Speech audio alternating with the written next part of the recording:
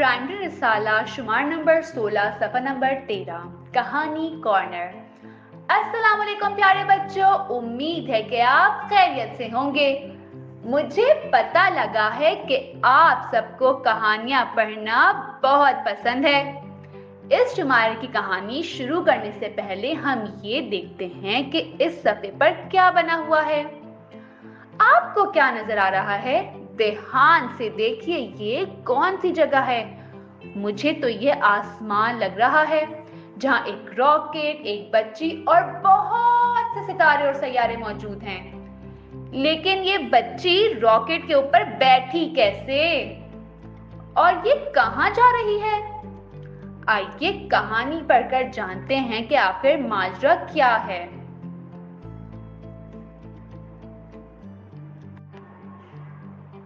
इस कहानी का नाम है आसमान की सैर। जॉन स्वेने ने ये कहानी अंग्रेजी में लिखी थी। इस कहानी से मुतासिर होकर फारिया सईद ने एक उर्दू कहानी लिखी है और ये खूबसूरत तस्वीर मोमल मूसा ने बनाई। ये कहानी एक बच्ची अनाया और उसके खिलौने के बारे में है। पता है, अगर कहानी साथ पढ़ी जाए तो कहानी का लुत्फ दोबाला हो जाता है। जब मैं कहानी पढ़ूं तो अल्फाज के तलफ़्फ़ुज़ पर जरूर गौर कीजिएगा।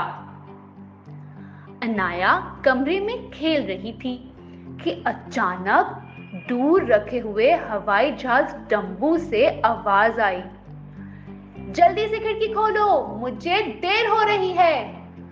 अरे बच्चों, ये खिलौना बोल कैसे सकता है? अनाया ने हैरत से पूछा कि डम्बू, तुम बोल भी सकते हो? तुम कहाँ जा रहे हो?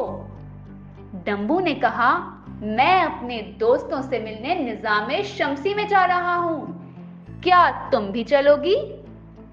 निज़ामे शम्सी मतलब सूरज और सितारों का सिलसिला, जहाँ मुख्तलिफ सैयारे सूरज के गिर्द घूमते हैं और चांद सैयारों के गिर्द घूमता है। अनाया ने कहा, हाँ जरूर, क्यों नहीं। ये कहकर अनाया डम्बू के ऊपर जा बैठी। ये लोग तो निज़ामे शम्सी में जा रहे हैं। मुझे लग रहा है कि अनाया को बहुत मजा आएगा। आइए आगे बढ़ते हैं।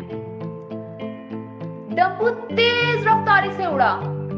अनाया को मुंह पर ठंडी तेज हवाएं महसूस हो रही थी। उसने अपनी आंखें बंद कर ली। जब अनाया ने आंखें खोली तो चारों तरफ अंधेरा था।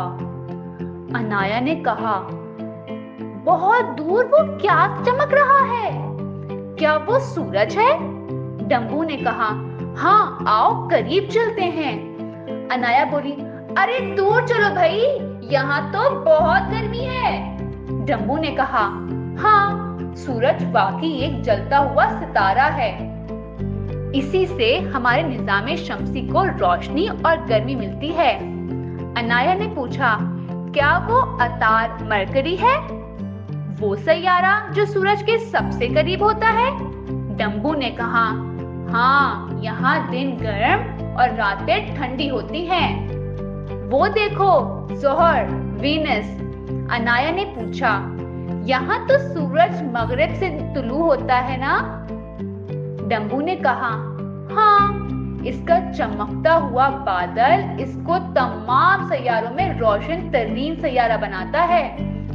अनाया ने पुरजोश होकर कहा, अरे मेरी प्यारी दुनिया अर्थ। डम्बू ने कहा, तुम्हें पता है दुनिया निज़ामे शम्सी का वो वाहिद सैयारा है जहाँ इंसान रहते हैं।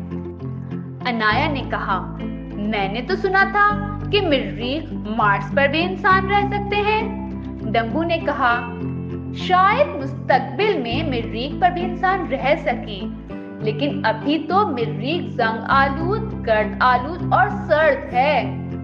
आओ तुम्हें सबसे बड़ा सैयारा मुश्तरिक जुपिटर दिखाता हूँ।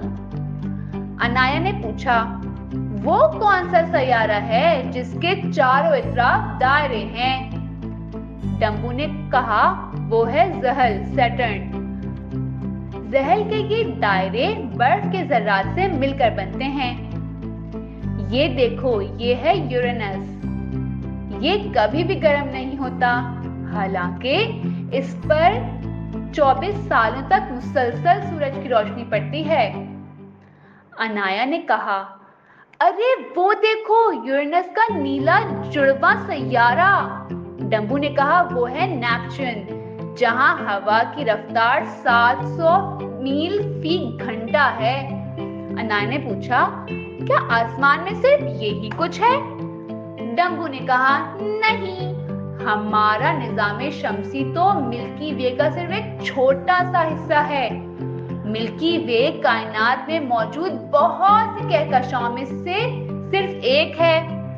کائنات اتنی بڑی ہے کہ اربوں خربوں سالوں کے سفر کے بعد بھی ایک طرف سے دوسری طرف نہیں جایا جا سکتا۔ بچوں، نظام شمسی تو بہت بڑی ہے۔ باتیں کرتے کرتے دونوں گھر آ گئے۔